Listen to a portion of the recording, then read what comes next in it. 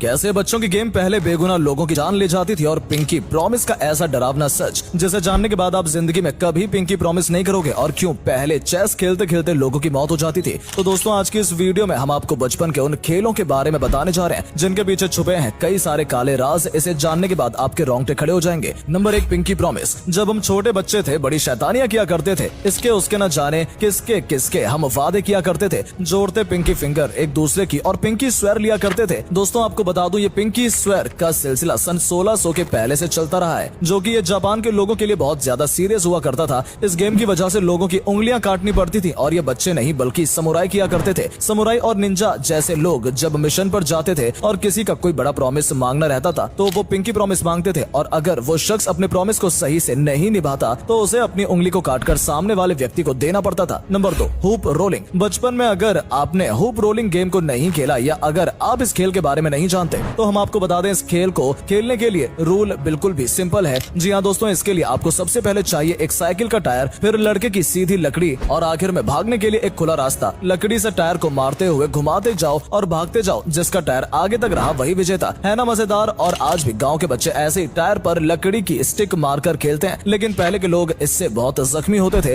Roman लोग इसको training के तौर पर यूज किया करते थे। इसमें टायर पूरा मेटल का हुआ करता था और लकड़ी की जगह मेटल स्टिक यूज किया करते थे और ये दोनों खूब भारी हुआ करते थे। वो लोग ऐसा इसलिए किया करते थे ताकि इससे उन्हें अपनी स्ट्रेंथ का पता चल सके, लेकिन टायर मेटल का होने के कारण उन्हें काफी ज्यादा चोटें आती थी और कई बार टायर के बीच में स्टिक डालते वक्त उन्हें स्टिक या टायर लग जाती थी, जिससे उन्हें काफी ज्यादा चोटें आती थी और खून भी निकलने लगता था और कई बार तो इससे लोगों ने अपने हाथों की उंगलियां गंवाई हैं तो किसी ने अपने पैरों की। Number 3, water hoop ring game. आपको पता होगा पहले ऐसे रिंग गेम वाले फोन आते थे, लेकिन आपको ये नहीं मालूम होगा कि पहले इसी गेम की तरह लोगों को मार के सजा दी जाती थी। इसकी हिस्ट्री काफी ज्यादा डार्क है। पहले इस स्टिक में लोगों को बांधा जाता था और फायरिंग से उन पर आग लगाई जाती थी और जिन लोगों को ऐसे जलाया जाता था वो क्रिमिनल नहीं होते थे बल्कि ऐसे लोग होते थे जो साइंस को फॉलो करते थे, यानी कि केमिस्ट्री और फिजिक्स जैसी चीजों को सीखते थे। जी हाँ दोस्तों, करीब 200 से 400 साल पहले जब साइंस ने तरक्की नहीं की थी तब साइंटिस्ट को आग की तरह रिंग में जला दिया जाता था। वहाँ के लोग ऐसा इसलिए करते थे क्योंकि तब साइंस लोगों के लिए नया था, इसलिए जब भी कोई फिजिक्स केमिस्ट्री के एक्सपेरिमेंट करता तो लोग उसे शैतान और काले जादू के पुजारी समझ लेते और उनसे बचने के लिए उन्हें आग के रिंग में फेंक दिया जाता था। और कुछ मिडिल ईस्ट जगह पर ऐसे ही रिंग डालकर लड़कियां और जानवरों की बलि लगाई जाती थी। पर गनीमत है आज परिस्थिति बदल चुकी है, विज्ञान आगे बढ़ चुका है, वरना रिंग्स को हुप में डालकर हर बच्चा इसे करने से घबराता। Number 4, humans chess. आज चेस तो हम नॉर्मली खेलते हैं, लेकिन पहले चेस खेलने के चक्कर में लोगों की मौत हो जाती थी। हजारों साल पहले चेस का प्याला प्लास्टिक का नहीं बल्कि जिंदा इंसान हुआ करते थे और ये कोई प्याला जब मरता था तब प्याला चेस कोर्ट से नहीं दुनिया से साफ हो जाता। आखिर में जो राजा खेल को जीतता था तो उसको सामने वाले का राज्य मिलता या फिर रानी। लाइक 1454 में वेनिस के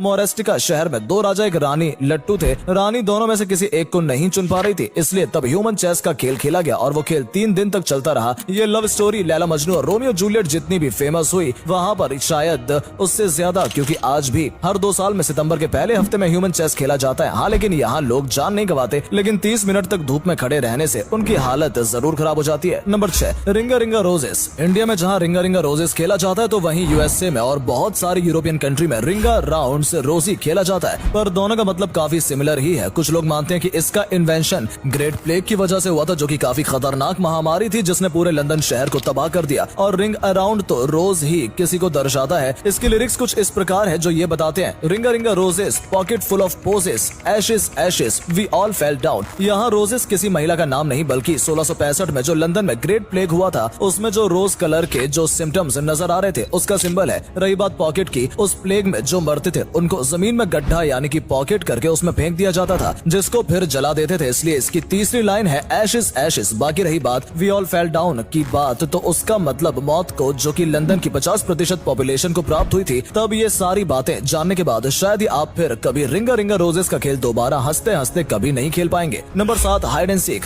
दोस्तों बचपन में आपने तो छुपम छुपाई का खेल बहुत खेला होगा, जिसकी शुरुआत हमारी मैथ की उल्टी गिनती से शुरू होती है, 10 से लेकर 1 तक जिसकी शुरुआत होती है गणित की गिनती से 1 से 10 तक, और फिर रेडी और नॉट रेडी बोलकर हम छुपे हुए लोगों को ढूंढने निकल जाते हैं। जितने मिलते उतना सही, पर जो ना मिले उसको ढूंढना जारी रखते हैं और लगे रहते हैं छुपम छुपाई का खेल खेलने में। तो दोस्तों ऐसी कॉन्सेप्ट की वजह से साल 2018 में तेलंगाना गाँव में 2 बच्चों ने अपनी जान गंवा दी थी। बच्चों की उम्र केवल 4 साल और 6 साल की थी और छुपने के लिए उन्होंने आयरन बॉक्स चुना, जो कि बाद में खुला ही नहीं और घुटन से उनकी मौत हो गई। और ऐसा ही कुछ आइकिया मॉल में होते होते बच गया था, था जब साल 2019 में 3000 लोगों ने एक साथ आइकिया में हाइड एंड सीक खेलने का प्लान बनाया था। आइकॉनिक लुक मी तब उस बात की खबर आइकिया को हो गई थी और उन्होंने पुलिस को बुला लिया और उनके हाइड एंड सीक का प्लान कैंसिल करवा दिया गया, क्योंकि उनका कहना था कि लोग कब कहां छुप जाएं, अगर किसी को पता नहीं होगा तो उनकी सेफ्टी की जिम्मेदारी कौन लेगा, इसलिए नो छुपम छुपाई। Number 8, angry birds. ये गेम बस एक गेम ही नहीं था बल्कि एक्चुअली में खेला जाता था। ये गेम में एंग्री बर्ड्स को गुलेल के जरिए पिग्स को मारा जाता था, बस फर्क ये है रियल लाइफ बर्ड्स को मारा जाता था और पिग्स का इस्तेमाल नहीं बल्कि पत्थर का इस्तेमाल किया जाता था, जिससे उड़ते हुए बर्ड्स पर निशाना लगाया जाता था। इसके लोकल और काफी बड़े स्केल पर भी काफी बड़े कंपटीशन किए जाते थे, पर जाहिर सी बात है इसमें बर्ड्स मर जाते थे, जिस वजह से इस चीज को बंद कर दिया गया।